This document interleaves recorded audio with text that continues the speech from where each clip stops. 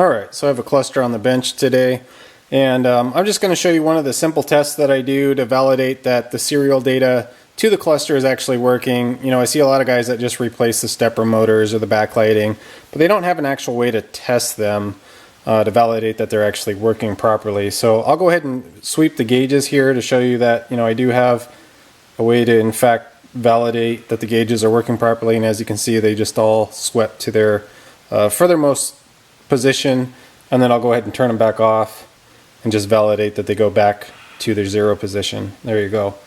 So that's just one test that I do, and then the other test, you know, after I'm done rebuilding the cluster, what I do is I validate that all the serial data for all the accessory lights, like, you know, check engine, things like that, are also working. So I'll go ahead and command that and tell it to go ahead and turn on. You'll see a bunch of lights kind of over in here turn on here in a second. I went ahead and commanded it.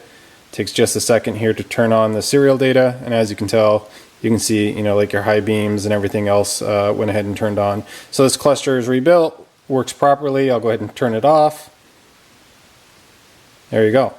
So, you know, I don't go through just the typical process of just rebuilding the cluster, but I also test it, like I said, to validate that everything's working before I give it back to a customer. So this seems to be working just properly, and yeah, that's it for this video.